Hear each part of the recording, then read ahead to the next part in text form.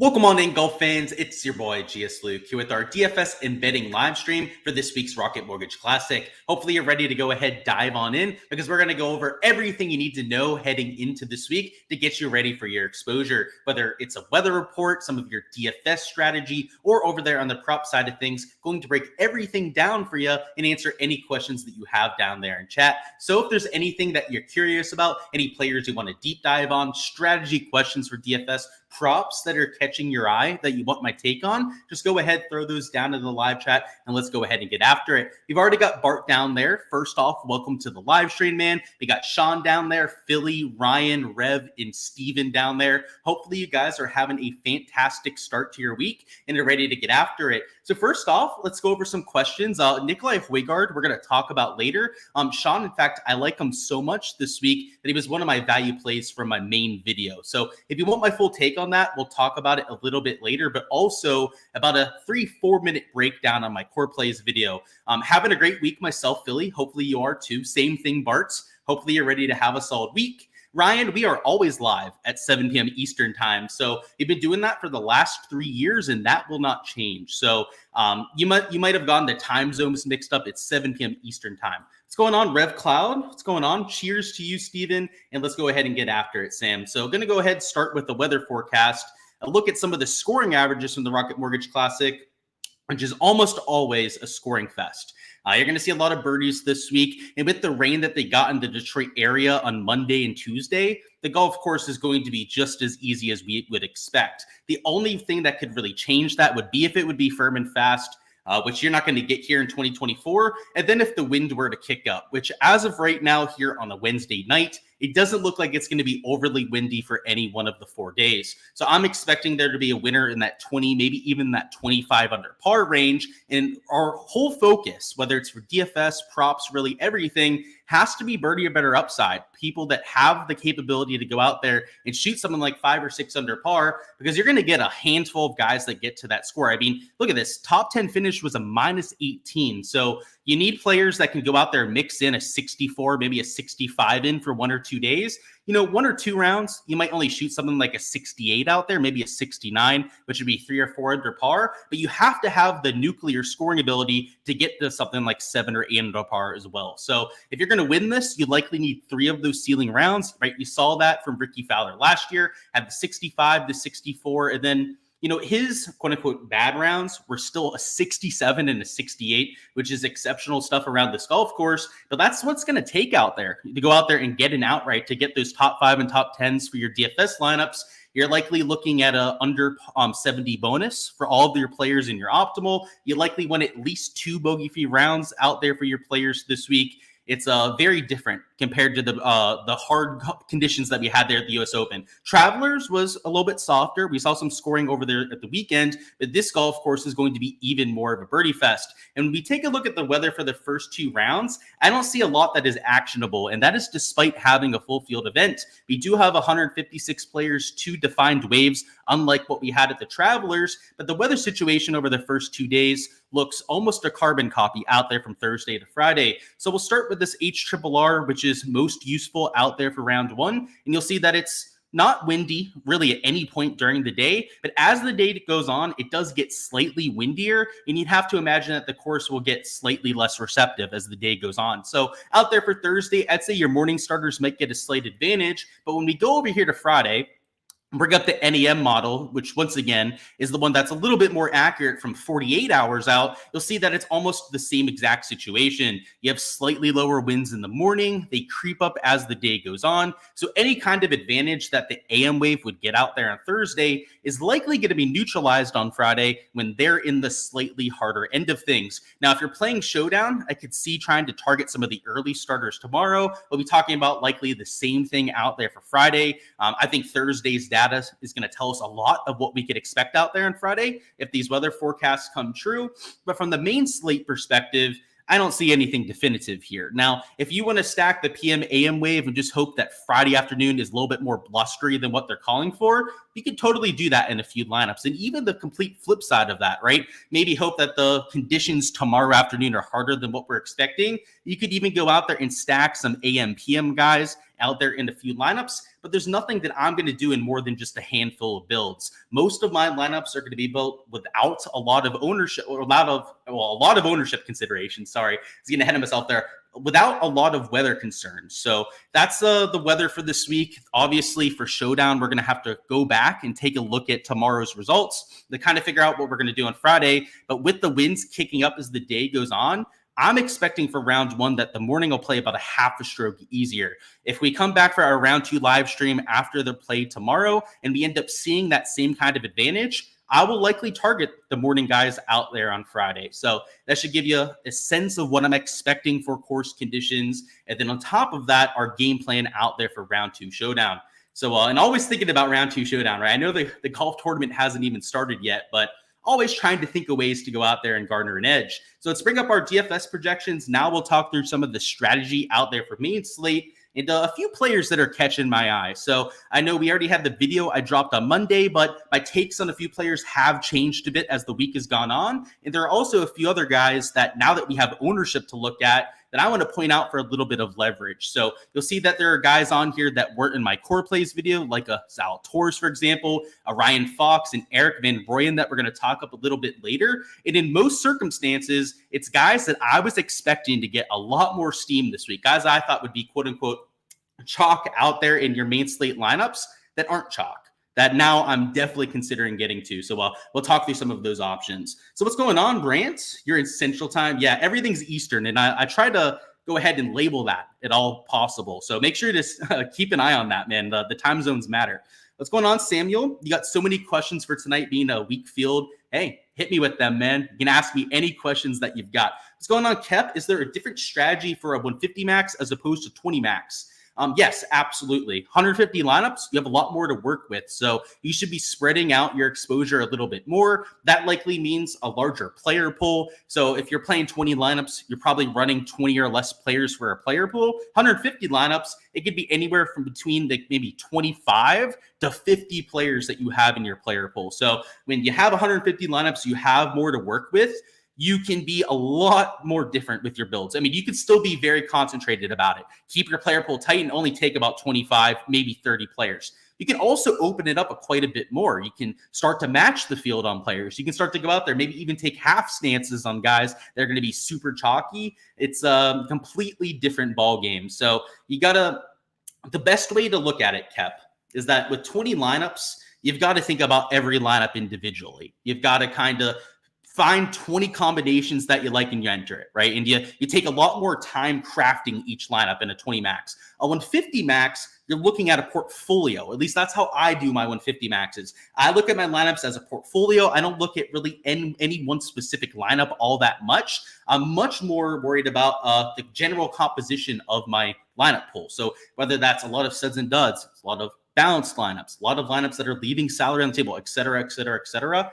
That's how I look at a 150 max build. So great question. A lot that goes into that. But the short answer is a ton changes. Pretty much everything changes from a 20 max to a 150 max. A lot of that depends on how you want to approach the slate. Like I said, you can be super aggressive still with it. Or what a lot of people choose to do is be slightly less aggressive and open it up a little bit. What's going on, Kevin? What are my thoughts on Matt Wallace? Matt Wallace getting some attention. Those are my main thoughts about him. I thought he was a decent course play. In fact, if you take a look at my modeling for this week, he was top 10 in pretty much every single metric. So on Monday, I had him down as a yes out there in my player pool. However, he is by far the highest owned player in this range. So he's higher owned than a Dunlop, higher owned than guys like a Taylor Moore, Rogers, Svensson, you name it. Towards the middle to top end of the 7K range, he's as chalky as you get up there. I mean, you've got some ownership on guys like a Thorbjorn, even Griffin, Hubbard also getting some attention themselves. But out of everyone, Matt Wallace is the highest owned of the bunch. So unfortunate because my numbers like them. My modeling really likes them for this golf course. But unfortunately, everyone seems to like them. You're skipping the 10K. Will that be a pivot? I think so, Sam. So from a lineup construction perspective, a lot of this comes down to the pricing. You've got pricing the whole way down to $5,000. Which I'm sure everyone out there has probably seen by this point. And because it's so soft, I mean, you've got $9,200 Zalatoris. Højgaard, who's one of my top plays of the week. I believe he's my number one play in terms of leverage comparatively to the field. He's at $7,300. I mean, you can pretty much play over the hell you want to. I mean, there's even guys in the 6 and even 5K range that I think are very playable at this kind of event. So if you go studs and duds, I think it's going to get you different because you have all the salary you want to play Minwoo, Tom Kim, Cam Young, all those guys up top. Now, I will say that it kind of feels like it's worth it, right? If you could just jam in all those guys up top, I'm not necessarily opposed to that, right? I don't want to give away too much with my exposure in the 10K range, but I do see a world on the flip side of things where the opposite kind of build is lower owned, right? Where going a little bit more balanced, maybe starting down there in the 9K range, like you mentioned, could be a way to get a little bit different. The reason why I say that is everyone from Akshay Bhatia and up is 22% or higher owned. You've got Tom Kim at 30% plus ownership. Even guys like Minwoo are like 22, 23%. Pendrith, I guess I could have included him as well. He's like 25% projected owned out there in GPPs. So you're not really going to get different with anyone up here, except if you drop down below it, right? And if you were going to go mega balanced, I could see, and I'm actually going to have a few lineups that do this. And I guess it's not that big a deal that I'm giving it up because there's going to be a little bit of an extra wrinkle that I'm adding to these lineups I'm entering. But I'm going to have lineups that start with Will Zalatoris at $9,200, right? So I like the studs and duds approach. I guess just a spoiler, I'm playing multiple guys that are 10K plus, right? So I'm not skipping the 10K range by any means. However, I am going to have lineups that start with Willie Z. So I see some utility there. My single entry, for example, Samuel, starts with Will Zalatoris this week. So it's going to be pretty crazy. Yeah, I'm not in the Lord's time zone. We're over here on the East Coast, the best coast, as we say. What's going on, Rami? You and Juan top 20. I don't know if I'd take them for top 20 bets. Like Juan kind of screams upside to me outside of like top 20. Like he's not really the safest kind of player. I think Kevin Yu at a birdie fest, I don't think he's my favorite kind of play. So I would say Juan, I like a little bit more to birdie fest. He's an aggressive player that has shined on easy conditions. I think you're going to get that. Might even be lift, clean, and place out there for tomorrow, which Juan ended up shooting like 61 the last time that he played in lift, clean, and place. I like him for like a top 10 more. Like you're going to get a much bigger payout. And I think if he's playing well enough, the top 20, he probably top 10s. So that's why I say that. You're really enjoying the top 20 props on Underdog. Yeah, there could be some value there. I have to say the value is better on sportsbooks though, Ryan. So if you have access to sportsbooks, whether it's Hard Rock in Florida, whether it's Draftkings, Fanduel, you can bet a lot of those guys at plus like 110 to even like plus 120 odds, which is a lot better than the odds that you're going to get on like a Fanduel or not a FanDuel, an Underdog or on Prize Picks, I should say. What's going on, Samuel? Being such a weak field is leaving more than $1,000 viable. I think you can, yes. I'm leaving more salary on the table this week, Sam, than I typically would. So I have lineups that are leaving up to about $1,000 on the table. Usually I limit that at about $400, maybe $500. So I'm leaving about twice the salary that I typically would on the table. I'm not going to be leaving more than that though, right? So you said $1,000 plus. Personally, a little bit too much for me, but I could see a world for that, right? Just because I'm limiting it at 1,000 doesn't mean that you have to. But yeah, I am leaving more though. Looking for all to do good. Yes. I don't really get what you're saying, but if you're saying you want guys to make a lot of birdies, I'm right there with you. Thoughts on Clanton? So yeah, Luke Clanton, the amateur. I don't know that much about him, man. So I don't want to give you information that's bad. I will say that he impressed in the sample size that we've seen, but it's a one event sample size. So I don't know how much we can look into it. What's going on, Phil? You're all in on Matt. So Matt Wallace, can't believe he's chalk. I was there with you, man. I can't marry myself to any one player. And unfortunately for me, he was one of my first few out, which historically, Phil, those guys end up smashing out there in GPPs. So I would still play him because if my track record with my first few out ends up holding, he's going to go out there and probably be first round leader. But it would be how that one works out. What's going on, Ryan? T85 in the 200K last week. Needed Ju Young to get it done. Yeah, T85 in the 200K is a pretty good score there. So good stuff, my man. Congrats there. Thoughts on Nap as some value?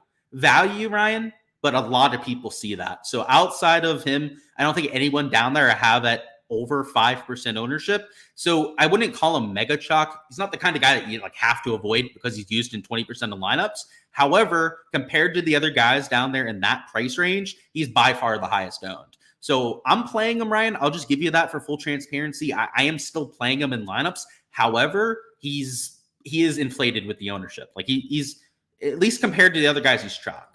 Thoughts on KH Lee? So I'm assuming that's who you're talking about. KH Lee fits Birdie Fest quite well. He's going to be low owned. He's not playing particularly well. So the form's not great. So it's hard to say that with conviction that he's going to play well, but does he have upside? Absolutely. You've seen it at Birdie Fest. He's won multiple times over the last few seasons. And that says a lot right there. Sam says Zalatoris is your top value play. Yeah, let's keep it quiet about that then, right? Yeah, I'm there with you, man. 12.5% ownership makes no sense. Thoughts on Matty Schmid? Decent ball striker. I worry about the putter at a Birdie Fest. However, he's a cheap player. He's not chalky this week. You know, we can nitpick when they're talking about a 9, 10, maybe an 11K player. Not so much when it's Matty Schmid. So I don't have any exposure for myself. In fact, honestly, I knew he was in the field. I didn't think about him that much this week. I was going to say, I was like, is he playing? I was like, yeah, he's playing. I remember seeing him in my projections. I'm not playing him, though. Ricky repeat. I didn't bet it myself. I'm not getting exposure, but I hit him last year. So if he goes out there and repeats, good to him. He gave me all the giblets last year, gave me all the money last year with that win. Kevin says, is Troy Merritt playing good enough to be a top 20? Yeah, dude, the form's good. He's played well at this event. He plays well at Birdie Fest. And the model loves him this week. So if you're somebody that runs a stat model looking at a lot of the same key stats that I am, which I'll just show you guys the key stats tab here real quick. You can see over here on the right some of the key stats I'm looking at, like birdie or better percentage, par 5 scoring, these Birdie Fest conditions, the approach buckets that I'm weighing the most. Troy Merritt is an absolute killer. So I think if you're looking at the stat model, you're going to like a whole lot of them. What do I think on Jackson Quaven? So yeah, another one of those new guys. So I don't like to give takes on these guys without knowing too much about them. And he's another guy that I just don't have enough information on. Now, I've heard great things about him. And in the past, we've heard great things about players, and they've done extremely well. Aberg being probably the best example over the last year or so. However, we've also heard things about players coming up, and they fizzled out and haven't been anything. So it's hard for me to get a read on the Quaven situation. I would say that like the Clanton would be the same kind of bucket, right? Like I don't really know what to say about it. I don't think we've seen enough. Some of the other guys like Thor Bjornsson, I feel much more confident about saying that he's going to be a stud going forward. Not so much with those other guys. We're going to have to see. Thoughts on Akshay? Chalky PD, but just like the other guys up top, I think he makes plenty of sense for this kind of week. Akshay, $9,800 is a fair price tag, especially given the form, because he's number 2 in the field when it comes to recent form ranking. So only one player, that would be Mav McNeely, that slightly edges them out.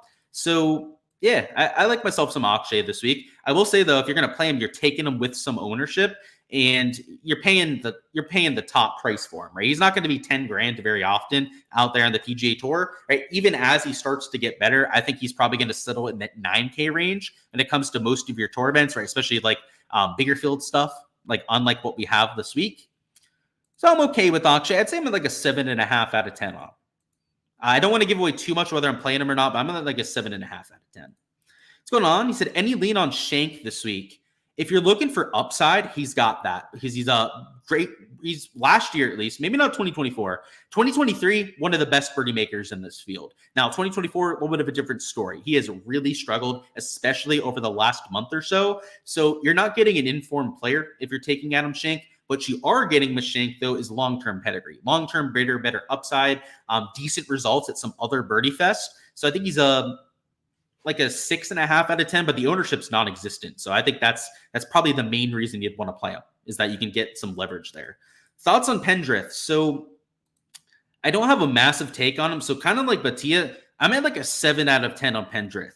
The issue for me, and I'll just say I'm not playing Pendrith this week. I'm not playing Akshay Bhatia either. I'll just say that too, which doesn't feel great. Again, I'm at a 7.5 out of 10 on him. So it's not like I hate the play at all.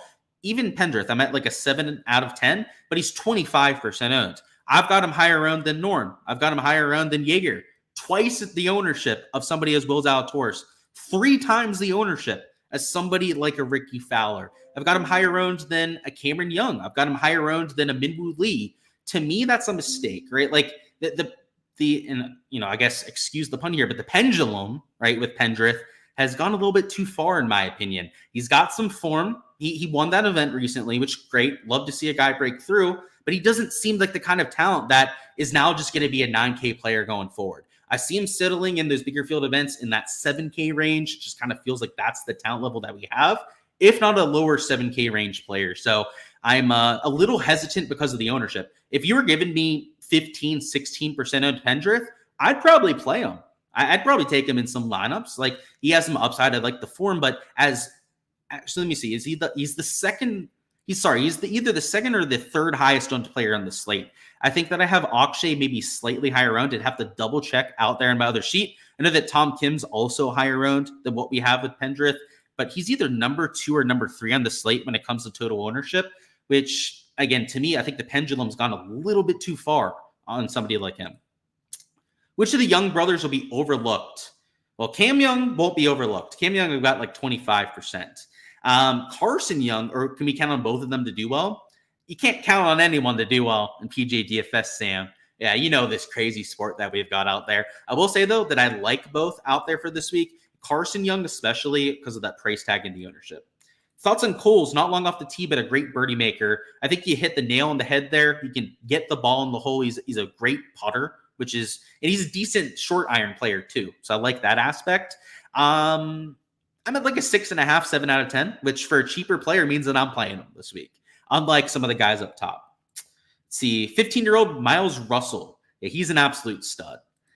So Shank withdrew a few tournaments ago was because of back spasms. Yeah, so maybe it was health-wise. And yeah, if the health isn't an issue, he's a great value, right? I mean, that's why I'm playing him this week. So I'm right there with you, my man. Hopefully the injury is a thing of the past, though, right? We don't know that for a fact. So if he were to withdraw in this event, I wouldn't be that surprised about it, but I'll still play him with the upside. Any Bobby Mack love? He's another guy that I think the pendulum's gone a little bit too far on. I might be wrong about it, but I just think that the public sentiment on some of these guys with the form is too optimistic. Like, it's great to have form and all. It's great to have shown something over the last month or so. Let's not pretend like these guys are now magically different players because they're not. I just want to go ahead and warn some of you guys about that. Once upon a time, Eric Cole was $9,500 in this kind of field and was chalky. Right now, look at him. He's like $6,900, like $7,000 in this kind of field, and he's unowned out there in GPPs. Like, let's remember who we're dealing with, right? And I gotta say, I'm a long-term believer in Bobby Mack. Hell, when he's DP World Tour, I was playing him a lot on DP World Tour stuff for props over there. I know he's a great talent, but let's not pretend that he's like some world killer now. So, not picking on you in particular, PD, but there's a lot of guys in this field that I feel like people are treating like they're like studs, and they're not. Even your quote unquote studs in this field, Tom Kim, Cam Young, are not studs. They're like above average players on the PGA Tour. And again, that's not a jab. They're like number 20, maybe number 25 on the PGA Tour in terms of talent level. Realistically, maybe slightly better. Maybe I'm being harsh with that. Maybe they're like 15 to 20 out there on the PGA Tour. But they're not him. They're not Scotty Scheffler. We're not dealing with Rory McIlroy, Xander Schauffele's out here, and you're paying that kind of price tag and ownership for him this week. So that applies to a lot of these guys up top.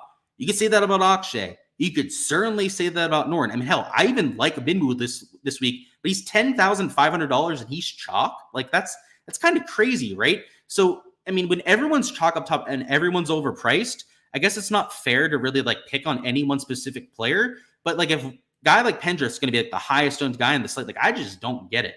For example, McIntyre down here in the 8K range is higher owned than almost everyone else down here. I just don't get it. I feel like people are overreacting to the last 2-3 weeks, which is something that I will always shy against, the overreaction. What are some of my favorite ways to get unique? I think you could do it with lineup construction, like you said, with the double studs. Weather Wave isn't really going to get you different, right? That's more so trying to take advantage of correlation. So that's not going to get you different. Cash on the table would be another way to do it, though. If you leave 500 to 1,000 on the table, that's going to get you a lot of uniqueness right there. Do I ever ignore the model? Yes. Prime example, Will Zalatoris, Bart. Great example there. Max says, is there a clear wave edge? I think morning is the way to go about it, Max, but it's not a clear edge. Do I like Cam Young under strokes? Depends on the line that you're getting. So let me know the line that you're getting. Michael Kim, 5 out of 10. I have no thoughts on him this week, Phil. He's going to be low owned and he's cheap, that's for sure. Lots of folks on Davis Thompson. He's another one of those guys, Mark, where I feel a little bit less strongly about this one because he's cheaper. Right? He's $8,300. So the fact that he's getting ownership, I think, is more substantiated.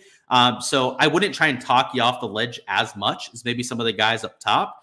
But yeah, you're kind of right. A lot of people are playing him this week, but he's only 8,300, right? Like compared to where he should be priced, he's maybe 1,000 too expensive.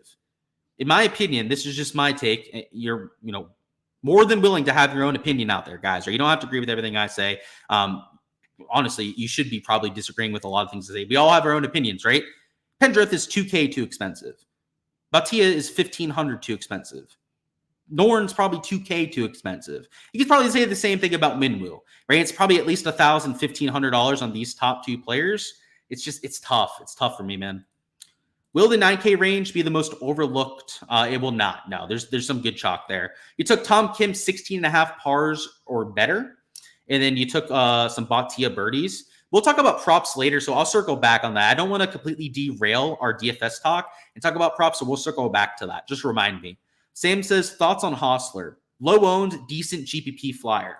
You feel like you need some toasty in your life. So, Steven, I don't know if you saw my preview out there on Monday, but he's one of the plays I talked up. So I loved myself some toasty this week, and I bet him to win. You don't get the mid-move price. I agree with that. He's overpriced. Everyone up top is too expensive. Hell, Tom Kim, 11K, like, what the hell? You're going to have the salary for it, though. That's the other aspect. They might be overpriced, but you can still easily play all these guys. I mean, it's not like they're unplayable. Thoughts on Shipley and Thor Bjornsson to come in the top 40? Thor Bjornsson, yes. Shipley, no. PD says Ricky week. Just like it was last year, right? You could have said it was Ricky week, but I bet him last year and I took advantage. This time around, the form is nowhere near as good as what it was last year. So if you're looking at that start from last year and kind of hoping to repeat that, I'll be the one to tell you. I'll be the one to, kind of be the voice of realism here. It's probably not going to happen. His form is 9-day difference than what we had last year. Last year, he was gaining in all 4 stat categories. He was very consistent. He was in the top 10 of the FedEx Cup rankings before he went out there and actually won at the Rocket Mortgage. Now he's, one of the worst players up top when it comes to form. Is Ryan Fox a good force fit? Not necessarily. However, I think he's a great play this week because he's low owned. So we'll talk about him here in a minute. I got to catch up on chat, then we'll hop into this. I've been talking about chat too much, so we'll talk about our spiel here in a second. Cam Young, yeah, we'll talk about prop stuff later. So sorry I'm ignoring your comment, but we're going to talk about props later.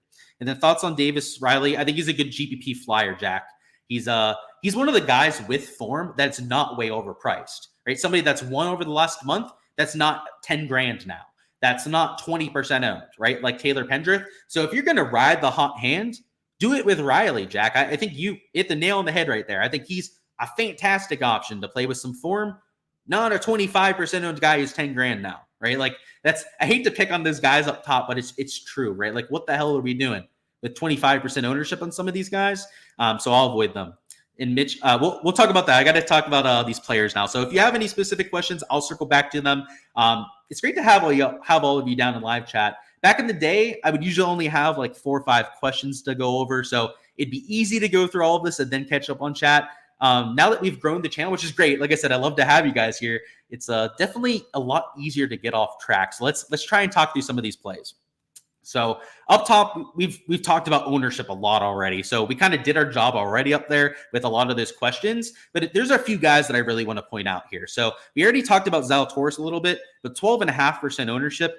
You compare that to the 25% in Pendrith, and it just makes no fucking sense. Like, excuse my French out there, but Will Zalatoris is a much, much, much better player than Taylor Pendrith. I think Zalatoris will have 10 times more wins than Pendrith when it's all said and done. Like, I could easily see Zalatoris getting into the double digits. I doubt that Taylor Pendrith ever wins again on the PGA Tour. And I hate to say that. And now that I say that, he'll probably win this week because fuck the guy that goes out there and doubts someone, right? No one likes that sort of person, but it's true. Will Zalatoris is a much better player. At the end of their careers, he's going to have at least 3-4 times more wins, if not like 10 times, like I was saying just now. So $9,200, you're giving me half the ownership. I'm doing that all day. I really don't give a fuck about how they've played over the last 2-3 events. Great. A guy's had a decent stretch of form. Even a blind squirrel finds a nut every once in a while, right? Or else they'd be dead. That's why I'll play Will Zalatoris. So again, I'm not trying to pick on the guys up top, but like when you look at it, like with Will Zalatoris versus like anyone else up top, I'm like, how the hell does everyone want to play these jabronis? And I'll even include Tom Kim and Cam Young, all these guys up top, and not want to play Will Zalatoris. Like just because someone was asking about the model before and I'll just like ignore it. I'm ignoring the model. Like he's my number 104th ranked play. I mean, that's horrible for a 9K player. That's why everyone, I guess, is playing these other options. Don't marry yourself to the model is I guess the moral of the story here is what I'm trying to get through. I love myself a little bit of Ryan Fox this week. You're giving me sub 10% ownership on a guy that's played really well recently. He's been in contention a few times. He's had a few first round leader type of performances. And unlike the other guys that are now like 10 grand, like a Pendrith, a Bhatia, an Alex Noren, et cetera, all these slapdicks up top, he's only $8,200. He's much more reasonable when it comes to the price tag. And he's also only 10% owned. So if you're going to take somebody coming in with some form, again, he's the number 13 ranked player in the field. When it comes to recent form ranking, give me a Ryan Fox, right? A much more reasonable spot to go over there and get over the field on. Like myself, some EVR, I've got him at sub 10%. Another guy that maybe doesn't have the best form, right? He's number 33 in the field, but he's far from coming in with poor form. And long-term for the season is one of the best birdie makers in the field. He's top 5 when it comes to birdie or better percentage, which I think is the number 1 key stat this week. Looking at Nick Dunlap too, he's also a top 5 player in the field when it comes to birdie or better percentage, higher birdie percentage than Tom Kim, Cam Young, Min Woo Lee, all those guys up top. Guys like Nick Dunlop and Eric Van Rooyen outshine them when it comes to birdie or better percentage. So when I'm going out there and I'm evaluating a player's upside, I actually rate players like Dunlop and EVR better than those slapdicks up top. So again, I'm not trying to pick on those players too much, but there are just some guys up here. I just don't fucking get the pricing, the ownership, anything. It's like people think that because they've played well the last 2 weeks that they're just going to do it again this week. Like have people not learned from Showdown? Like that the day prior success does not necessarily mean that you're going to have success the next day. It's, I don't know, something that I'll leverage this week. That's for damn sure if you are going to make that mistake.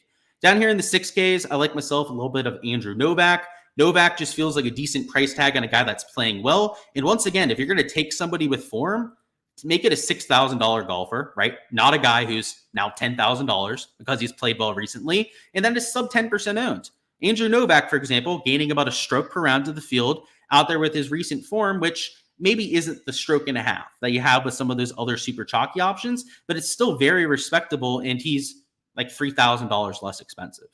And then the last player we'll talk up here is Cam Champ. Actually, it might be one more. Yeah, one more after Cam Champ. But Cam Champ at like 2.5% ownership, he's the type of guy that at Birdie Fest I'll take for pure leverage down low. If you're looking for a flyer, somebody just to punt salary-wise, also try and get some top 5, top 10 upside, Cameron Champ's your guy, right? You play him at Birdie Fest, you play him at courses where you have to have the firepower to get to 20, 25 under par. Because of his off-the-tee length, it gives him a lot of that firepower we're looking for. He's a very streaky putter. He's the kind of guy that will either lose 4 or 5 strokes on the greens or go out there and conversely gain those 4 or 5 strokes on the greens. And if we can get that spike week with the flat stick, he has everything with the ball striking that we'd want at a Birdie Fest like this, particularly with so many sub 400-yard par 4s that could potentially be drivable for him.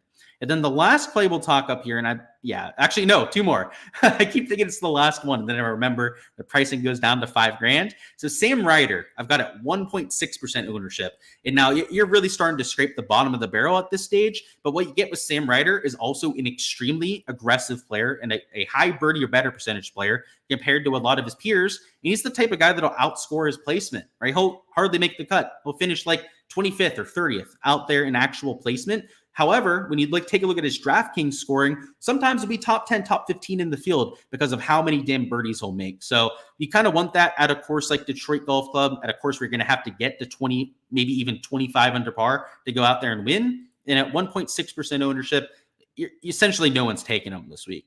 And then the last guy I'm going to talk up here is Aaron Baddeley, the whole way down at $5,300. He's 0.5% owned, so literally no one's taking him this week. And at a birdie fest, you like yourself an elite tier putter, right? Somebody that's solid from 150 yards and in. Those would be the key proximity buckets when it comes to your approach play. He checks a lot of those boxes for me. And the bent grass putting numbers are decent. He's made a lot of cuts over here in 2024 and is the kind of player that in cash or even a smaller field single entry would be a fantastic play to go out there and save salary. If you want to double spend up, if you want to go Tom Kim, maybe Minwoo Lee as your second man in, well, to make that kind of lineup work, screen's getting all messed up with the formatting there. But yeah, to make that kind of lineup work where you're taking a Tom Kim and a Minwoo Lee together, Aaron Baddeley could be the option to go ahead and make that lineup work. So it's, I don't know, there are plays the whole way down the board that I'm willing to get to. And because it's not a ball striking week where it's going to play to like a -4, -5 winner, where it's going to be all your studs up there in the top 5, top 10, this week, guys, you're going to get some random ass names that show up. You're going to get guys that you would have never expected to finish top 5, top 10 that are not only in the first round leader discussion, but that potentially even end up winning this thing. We've had guys like Nate Lashley win the Rocket Mortgage Classic, of course, his only tour win out there in the PGA Tour. A few other guys that have shown up in top 5 at this event that literally we never hear from again out there in the future. So just you got to expect the unexpected a bit. So I think it makes pretty much the whole board playable. So if you need to go to studs and duds, you're going to have the guys download to work with, right? You're going to have, in my case, I think I have like 10 guys I'm taking from $5,900 and cheaper. And I think it's like 20 guys that I'm playing that are $6,900 or cheaper out there in my player pool. There are plenty of pivots down low that I'm taking. So hopefully it gives you an idea of some of the different options that I'm considering. And it's not so much just to give you guys plays to tail, right? That's never the idea out there with my videos. It's more so to give you an insight into my process, what I'm using to go out there and select my plays and to give you some perspective into potentially how to craft your own process. So hopefully it gives you an idea of some of the key stats to keep an eye on and potentially some of the lower owned options you might want to consider for GPPs. Let's catch up on any questions now that you have down there in the chat. And then afterwards, we're going to talk about props. So if you're here for props, we're going to get to that here shortly. So where are we at? So we left off, I believe, with Keith Mitchell, that question there. He said the stats always say to play him, but he's been killing it. I have no idea what you're saying there. I'm assuming you're saying that he hasn't had a bunch of top finishes. He hasn't lost shots gained at an event all season. So if you're looking for consistency, man, made cut, top 20 equity, that sort of thing, Keith Mitchell's your guy. He's pretty much killing you with the consistency. If you're expecting him to win the thing, then maybe not so much, right? So it all depends on your mindset with what you're playing, the kind of contests that you're entering. Because if you've been entering single entries with Keith Mitchell this year, you've been doing just fine. His birdie or better percentage is up there. He, again, has made pretty much, I believe, every single cut so far this season. It's, I don't know, he fits those builds quite well. Large field GPP is not so much because I don't even think he has a top 5 this year. You like Rye for a top 5 finish. Is he low owned? No. Yeah, he's getting some ownership, like Harden said. Feels like the salaries are to cater to the casuals. Yeah, kind of, right? They're just making it easy to play whoever you want. So I agree with that. Sean says, Akshay, Tom Kim, Pendrith, and McNeely for top 20s. I think those are solid options, yeah. Especially like for top 20s, those are safe bets. But yeah, nothing's safe in golf. I shouldn't have used that word. Thoughts on Mitchell? Yeah, like you said, like with Bart's comment before, Sam, everything I said there would apply to your question. Yeah, I try not to swear too much, but hey, when I'm being passionate about something, it'll slip out every once in a while. They're never forced out there by me, but hey, if they come out, they come out. Like I said, if I got to be passionate about it, sometimes I do. Who is my favorite last man in? I don't know if I have a favorite last man in. Maybe Toasty. Like, I feel like in terms of exposure, it's probably Toasty. He's probably the most popular option that I have down there. I don't really have one. Thoughts on Davis Thompson? I think he's pretty chalky, Cody, but I get the play. He's cheap enough to where it works, right? He's $8,300, and the form's decent enough too. How viable is using golfers that are only starting on 10? So let me look at the scorecard. Let me see why you'd take guys starting on 10. I'm assuming that you have something to that, right? Because at least off the top of my memory, I don't really know why you'd want guys doing that. But let's see. Let me bring this up here. So you start on 10. You get to play 5. Well, you get to play this par 5 here at 17. 18's not that easy. Yeah, I don't know. I don't think there's any advantage at all, man. Like, I guess if you're starting on 1, 200, yeah, I don't see any advantage, man. You can let me know down in chat what you're seeing, but I don't think so at all. Nothing that I'm seeing. There would be no reason for it, at least, based on what I'm looking at. Yeah, smash the like button. I haven't told you guys yet, right? Smash the like button if you guys haven't already. If you've made it this far into the live stream, go ahead and just do you guys solid. Go ahead and hit that. Hisatune looking nice this week. Yo, Barry's been spot on with the shouts down there in chat, so definitely keep an eye on that one. Who is my winner? If I had to just pick one guy, man.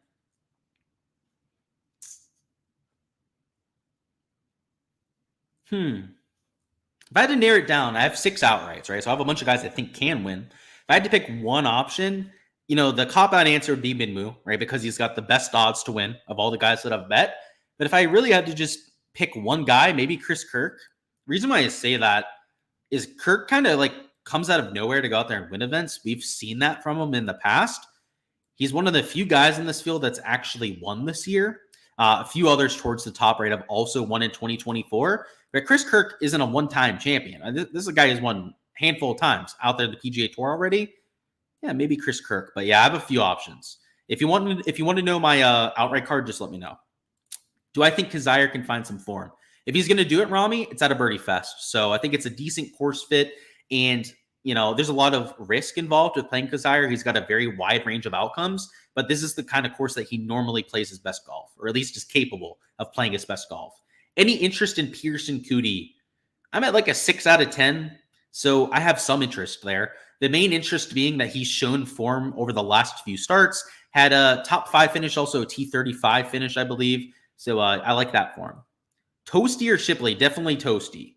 Shipley, we've only seen him play twice, and he's yet to have a top 10. Sam says for showdowns. Okay, so you were saying, yeah. So I don't see the advantage, man. Let me know what you're seeing for like the whole setup, but there's not like an easy stretch of holes that you can play by starting on one 9 or the other. Unless I'm looking at it wrong, I might be, right? So just let me know what you're seeing out there. Feels like Patrick Rogers is due to have a good week. I don't think anyone's quote unquote due to have a good week. Do I think he can though? Absolutely, right? He plays well at Birdie Fest. But yeah, dude, the form has been nasty. I mean, Taylor Moore too, right? Taylor Moore's losing like 2 strokes per round. I guess there's some good old positive regression that we could count on, but I don't know, man. I feel like we always say that about Patrick Rogers, right? Like there's that community out there on Twitter. I forget the site that always talks up Patrick Rogers, and then he always misses the cut, right? It's like a running meme at this stage that the numbers always look good on P. Rogers. Then he goes out there and like sucks.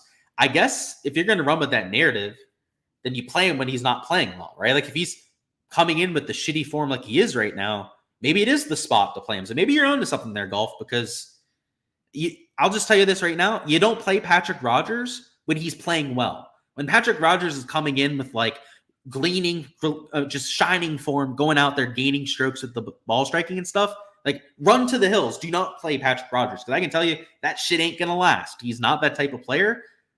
On the flip side, though, maybe you're onto something. I don't know. I'm not playing. I said this. I'm playing him in GPPs. I'm not playing him heavily, though, this week. Who is my favorite for a top 10 finish?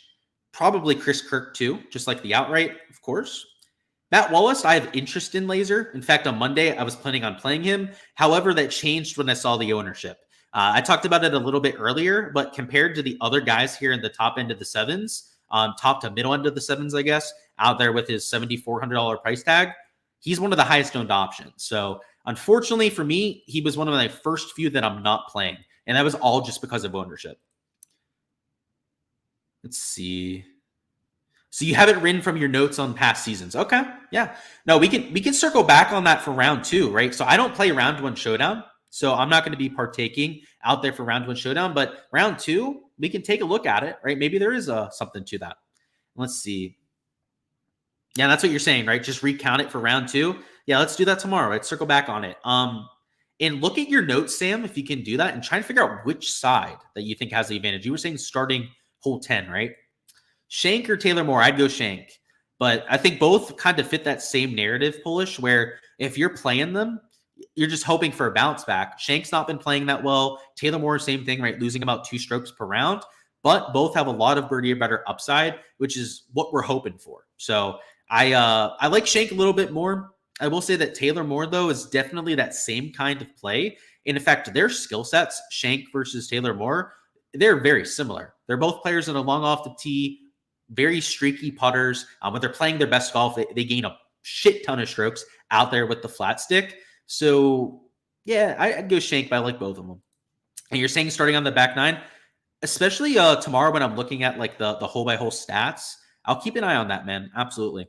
So, okay, let's build a lineup real quickly together. Then we're going to talk about props. So in terms of going through a lineup build, kind of my thought process here, we're just going to do this rather quickly. Before you make your lineup, I think you should know where you're going to get different, right? If you've been a long time watcher of the channel, you probably know what I'm going to say here. But before you go out there and you start clicking names, you start, walking around like a chicken with their head cut off, figure out and have a game plan for what the hell you're going to do with this lineup. Now, if you're 150 maxing, a lot of this is going to be done by your optimizer, but it's something that if you're hand building, 4 or 5 lineups out there for this week, you should definitely be keeping in mind. So what I mean by having a game plan before you start clicking some names is know where you're going to get your leverage, right? Know where you're going to get different to the field. If you plan on taking some of the more popular options up here in that 9 and 10K range, well, you better have a plan to either get different in that 7, 8K range or down there in the 5s and 6s. And if you're going to start with some chalk up top, you might want to think about a double spend up, right? And if you're going to avoid some of the chalk up here towards the top, you might want to think about going with a balanced lineup. So before we start clicking in names here, we're just going to build a studs and duds kind of build, right? Before we go out there, we really, again, select anyone into this lineup. We know ahead of time that we're going to be studs and duds about it. So I'm going to take Minwoo in this lineup, and my second man in, I'm going to go with a Cam Young at $10,700. So that's already putting us down there at $7,200, but we're going to even push it a little bit further. So I'm going to go down there, and I'm going to throw a Mav McNeely into this lineup as well. So by taking 3 studs, 3 guys up there from the $9,000 plus range, I guess $8,900 out there with Mav McNeely, now we're down to $6,600. So what this is going to do is it's going to artificially force us to get different as we have to go towards the bottom end of the board. And in general, bottom end of the board has a lot lower ownership than what we have towards the top. So the only thing to really avoid down here would be to avoid taking any of the mega chalky options. And frankly, outside of maybe like 1, 2 guys down there in the 5K range, no one's mega chalk. And, maybe a handful, maybe 4 or 5 guys that are chalk down there in the 6K range, but that's about it. So if we go down here and we're not, a complete idiot about the players that we're throwing in here, we're probably going to be good when it comes to our leverage. So I'm going to throw a Carson Young there at $5,900. And believe it or not, he's actually one of the higher owned options down there in the 5K range. So he's still going to get us plenty different, though, because he'll be sub 5%. But comparatively, if we really took anyone else, we'd be getting even more leverage. Even if we take somebody that's a little bit more popular, we should be just fine here. Because, again, we're forcing ourselves to take multiple value options down here. So next man in, we're going to go with Toasty, who once again is one of the higher owned players down here in the middle of the 6K range. So we haven't taken anyone in this lineup so far that is like an outrageous play, right? We haven't taken anyone that's like sub 1% owned because you don't have to. They get different out there in GPPs, right? You've got to get different. You've got to force in some differentiation. That doesn't mean taking a pivot in all 6 spots. And it also doesn't mean that you have to force in like 3 guys that are 1% owned. Right? If you have a few that are like 4, 5, maybe 6% owned, like 1 or 2 of those, and then 1 super low owned play, then you're going to be just fine out there in GPPs. So for our last man in here, really the only guy that I think we couldn't take would be Matt Wallace, right? Because Matt Wallace is pretty chalky, and that would be maxing out all of our salary. If we did that, maybe I'm worried a little bit about duplication, right? Especially in like your big lottery contest. But in like a smaller field single entry, you might be able to get away with playing Matt Wallace here and still have enough leverage, especially in like the smaller field single entries. But if you're going with a lottery kind of contest here, this is where I'd rather take a Nick Dunlap. This is where potentially I'd even leave like $200, $300 on the table and go down here and grab like an Eric Cole and leaving $400 on the table. So these kind of lineups are how I'm building for large field GPPs, whether it's leaving some salary on the table, right? Leaving out players like a Matt Wallace, because the issue with somebody that is that much more chalky than everyone else is oftentimes They're that one spot that you need to get different with, right? Unless you're getting different with one of your top end options. So maybe rather than taking McNeely, right, we chose to get slightly different and take Zalatoris instead, right? He's going to be lower owned than McNeely, about half the ownership, in fact. If we did that, we don't have the salary for, somebody like, who was it, chalky Matt Wallace anymore. But even if we did have the salary, we could probably play him, right? Now that we have a slightly lower owned option up top, we've offset some of that ownership, and maybe you could use him as the last man in. And again, that would be a fantasy land, as we don't have enough salary to make that work, but you guys probably get what I'm saying there. That's all I've got for DFS, though. Now we're going to shift our focus over there to the prop side of things and talk some props over there in Underdog and Prize Picks. So we're going to start with these stat averages, then talk through each of these boards, pick six as well. So let me go ahead and actually just bring that up right now before I forget. And we'll get this thing rocking and rolling. So if you were just here for DFS, I still appreciate you guys going ahead and stopping on by. Live stream is still far from over, but if you're just here to get my take on Draftkings, go ahead and smash a like button before you guys hop on out of here. And best of luck out there this week. But for the prop side of things, let's go over the averages from 2023. So last year, you had about a 2 under par scoring average. Birdie average was 4.44 per round. Bogey average, 2.3 per round. Fairways 9.4, and then your green average is about 3.1 per round. Now, they've gone some rain in Detroit over the last few days, so I think it's going to play a little bit easier for round one. That combined with the fact that winds tomorrow aren't all that crazy. Just to remind yourselves, for anyone that's just hopping in here, we've got sub 10 miles an hour of sustained wind for the entire day. So that combined with a scoring average that is typically in that minus 1.6 to minus 2 range, I mean, we're going to see some low scoring out there. The issue is that when we take a look at Underdog and Prize Picks, and it has been an issue for me this week. I haven't even entered that much, to be frank with you guys. I agree with their pricing. They have everything mega low. I mean, this is a 67.5 stroke line, and this is a par 72. So for Cam Young to go out there and shoot under 67.5 strokes, he has to shoot a -5 around Detroit Golf Club. Same thing for Zalatoris, right? For him to go under 68 strokes, he'd have to shoot a -5.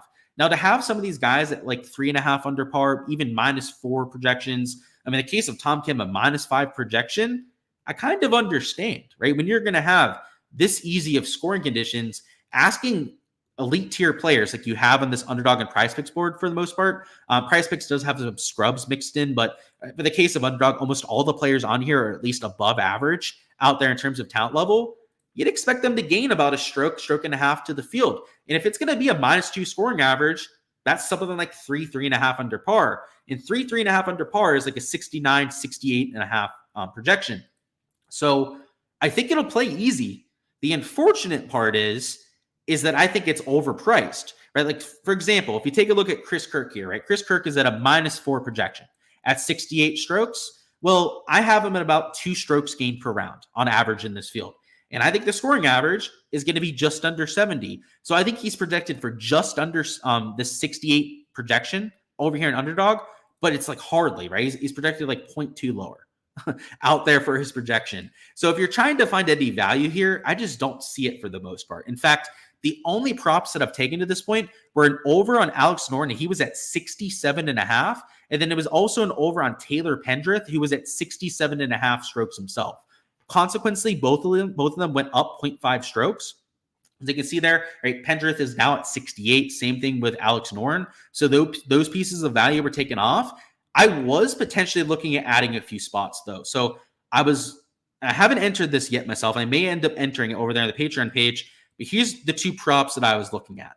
So it was over on Tom Kim at 67 and this over on Taylor Moore bogeys. Now, the over on Taylor Moore bogeys is pretty straightforward. The guy's been dog shit. The guy has lost 25 shots gained to the field over his last 6 starts. I mean, it's been literally as bad as you could possibly get. He's had, I think, 4 rounds over those last 12 where he's even gained strokes to the field. And he's had rounds where he's lost like 4 or 5 strokes to the field over those last 12 rounds. So he's had a really tough go of it. So for him to just go out there and make those 2 bogeys is, I think, pretty realistic, especially considering that the bogey average was 2.3 per round.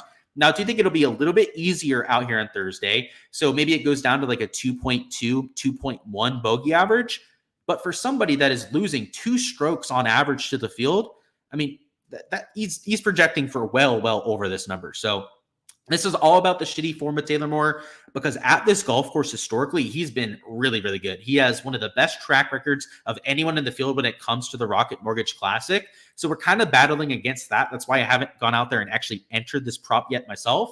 And I'll tell you guys about this Tom Kim prop too. So 67 strokes is a -5 projection. That means for Tom Kim to go under, he's got to shoot -6, which is obviously asking a lot. I mean, even if it's going to play to a -2 average, heck, even if we say it's going to play to a -3 scoring average, which I think would be probably a little bit too optimistic out there for round one, but let's just assume that it plays to that 69 scoring average. For him to cover, he has to gain 3 strokes to the field, which is possible for Tom Kim, especially a Tom Kim that's now coming in with a lot better form, but that's far from a given. So at 67 strokes, I would be taking his over. And I guess just to give you a little bit of reference point here, Tom Kim is at 68.5 over here on Sportsbooks.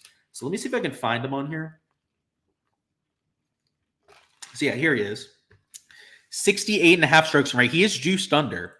He's -160 towards the under, but that's a stroke and a half discrepancy. If we go over here to Prize Picks, for example, he's at 68 strokes, right? So he's gone bumped up. He was at 67.5 before. Now he's at 68. Like, you'd have to think that's some kind of value. And in fact, because I'm giving this play out on the live stream, we're going to go ahead and lock it in, right? Kind of, I guess, talked myself into it now that we talked it up on live stream. So hopefully I can enter that. It was giving me some kind of GPS issue, which sometimes happens when we're doing the champions mode down here.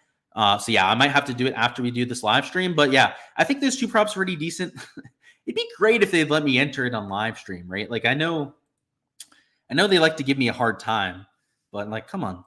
I'm on the live stream. We'd like to move on to, okay, there we go. We got it entered over there on that side. I was going to say, I'd like to move on to Prize Picks here if we can.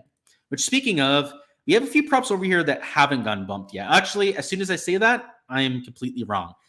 I had an over on EVR greens at 13.5, and now that has been bumped to 14, unfortunately. And then fairways hit, they bumped to that prop too. So I had an under on Taylor Moore at 9.5 fairways, and now that got bumped down to 9. So both of those got bumped 0.5. So I guess value secured. That's always great to have, but we can't enter those ourselves. So 1 second here, guys. Actually, I've got to do something on my phone real quick. So bear with me as I kind of just ramble off nonsense here for 2 seconds. And then we'll look through that Prize Picks board and try and find you guys a slip to enter, because both of those moved around and I feel bad. I want to be able to give you guys something.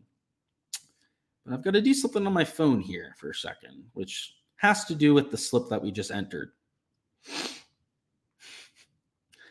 People that have been following my page probably know what I'm doing right now. All right. Looks like we are good. All right. Sorry for that. Had to do something. Looks like we're good to go. All right. It went through. So, all right. Let's go over here to Prize Picks and figure out something. So, the value on this board is just like Underdog. Like, the pricing is almost the exact same. I would say, if anything, their strokes lines are marginally higher than what we have on Underdog, but they're just 0.5 differences at the very most. So if we go down here towards the bottom end of the board, I was looking at a few guys for unders on strokes, but I didn't end up firing on them. And in fact, a few guys have been moved up by 0.5. So maybe there is some value to mix in here now, like especially like EVR, he was at 68.5, like now he's at 69 strokes. Same thing with the Nikolai Højgaard. I don't hate the idea of taking these unders now. Like, I know we had that prop on EVR before that I took for the over 13.5 greens, but now with that 0.5 bump, I don't think that's the worst idea. And in fact, there's probably going to be some other spots we could get to as well. Like Chris Kirk at 69, he was at 68.5 before. Keith Mitchell got bumped up by 0.5. So this whole board over here seems to have been moved up by at least 0.5 strokes in almost every single case. And I think arguably now might be a decent spot to take some unders. So this must have just recently happened, a lot of these bumps that we're seeing.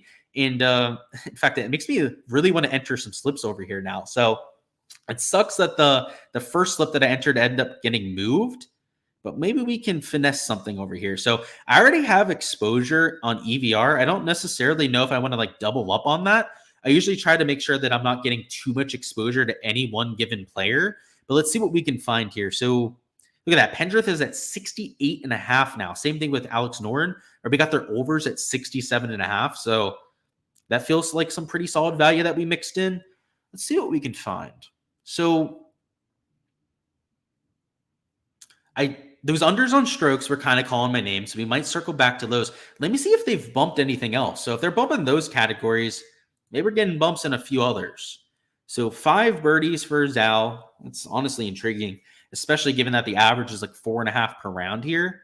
So 4.5, they do have some, bigger name options down at that price.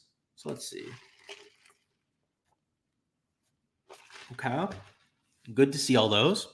Let's check on this one. So doesn't look like there's been as many bumps when it comes to green regulation. We had the bump there in EVR that I mentioned. Also, this Taylor Pendrith prop that also ended up getting bumped. So yeah, I guess those two. And then what else here? So Tom Kim got moved from 10.5 to 11 fairways. That's a bump that I've noticed there. I already told you guys about the Taylor Moore prop where that moved by 0.5. And then that's about it. Yeah. So, okay, those are all the bumps. It's good to see where the board's moving and whatnot. Yeah, if I was going to enter anything right now, it would probably be some of these unders on strokes. And I mean, if it bumped 0.5 more, I mean, if we had 69.5 on like a Højgaard or 69.5 on an EVR, I mean, I would be for sure a buyer there. In fact, this Chris Kirk prop, I know I pointed him before at that 69 strokes. The form's not that great with Chris Kirk, but historically he's been an absolute killer at this track. So just for the sake of the live stream, I want to make sure we have some sort of, exposure that we can tail together here. Maybe we take these two and call it a day. Right, they're two guys that I'm playing for my main slate lineups, two guys that I really like for this golf tournament in general. So maybe we just mix those two together for some unders. Let me see what they have lines on the sports book. So 1 second, guys. Bear with me. Let's see. So Chris Kirk, 69.5, and he's juiced way under, right? So 69 is probably an appropriate projection for him, is what that means. And then who's the other one, guys? Højgaard. I don't know if he has a line, but I guess let's check. Oh, he does. Look at that. Same thing, right? And he's juiced minus 165 under. All right, I'm going to hold off on this one for right now. I'm not going to enter this one myself, but if you want some kind of exposure to tail here, there's a good chance that I end up entering this out here myself. So we'll leave it at that for right now. Now let's look at pick 6. So for pick 6, I've already looked through this. Pretty solid board in my opinion. So if you're going to try and find some positive stance plays, I do think that pick 6 is likely the place to do it. Main reason for that, you've got some legit players that we can take at 4.5 birdies. EVR would be one of those players, and Alex Noren at 4.5. You can see Chris Kirk, they've got at that number. A Cam Davis. There are a decent amount of guys, even an Eric Cole, Ricky Fowler at 4.5 birdies, that I think are pretty decent plays there. And if we hop over here to the stroke side of things, it's the same thing, right? We got guys like Højgaard, Chris Kirk at 69.5 strokes. I mean, we just looked at their odds right over here in Draftkings. They're both minus 160, minus 165 towards the under. So there's a lot of value in taking these sort of props. So obviously, you can only take one Chris Kirk prop out there in any given slip, but maybe you mix in those two. You go over here to the birdies are better, and you throw in your favorite over. Like maybe that's a Cam Davis. Maybe it was Ricky Fowler that you really liked over there for birdies. This is how I would approach it over there in pick 6. They have got the most reasonable board out of all of them, in my opinion. And based on pricing, these are some of the spots that I'd get over the field on. So that's it for pick 6. I think that this board probably has the most value out of all of them. Underdog would be my number 2 because that's where I had the second most exposure. And then Prize Picks is probably the one that I think is the most accurate pricing. So if you're going to use anything as like your baseline to compare to, I would probably do it over here on Prize Picks, where I think the pricing is just a little bit more adequate and you can get that better comparison. So let's see what's going on down there in chat and then finish this thing up and hop on out of here. Where are we at? I am a Højgaard believer this week, Barry, so I'm on the other side of that one. Let's get it, peeps. Absolutely. Best of luck this week. If you ever want to do a collab, just let you know. Absolutely. I'll have to check out your stuff, man. Is it it's what, 1K to 1 million golf betting challenge? Is it or is it Colin Bets Golf? Either way, let me know your Twitter or let me know the YouTube to check out. And absolutely, I'll check out your stuff, man. You think Scam Young will get it done this week? Gotta like the early tee time. They call him Scam Young for a reason, though, right?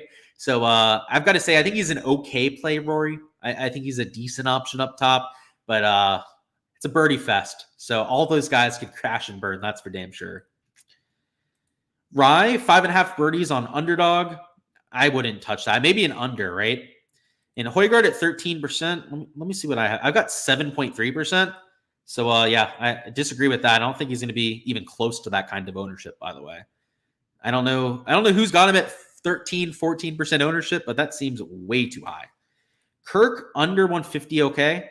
With the minus 150, like,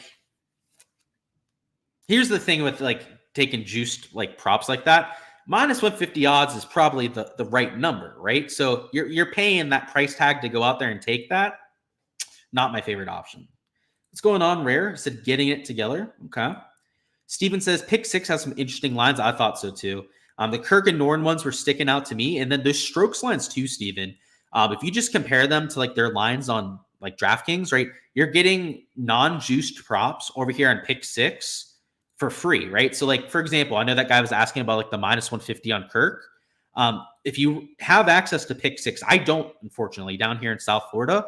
If you have access to it, I would just play them over here. Now, the payouts are a little bit wonky, right? So it's not going to be like a straightforward straight bet, right? That you can take on some of those books, but you might even get a better payout that you could otherwise get. So you might want to check it out. Yeah, I've got to say, Harden. So I do a lot of tracking with ownership. They're one of the worst in the industry. They're okay. I've got to say they're not horrendous with ownership, but when you compare like all the big sites for it, like the top like 5 to 10 sites, they're in ranks 5 through 10 when it comes to their actual accuracy. So I would be a little bit hesitant to listen to those guys as much. Again, I love a lot of their stuff. I use a lot of Data Golf's stuff week to week. I think they're great on a vast, different array of things. Course modeling in particular, course data, database in general, fantastic stuff. DFS, understanding where ownership's going to come in, game theory, I think I don't want to say what I think about them. I think that they're like a 1 out of 10 when it comes to quality on that. I was going to say something else.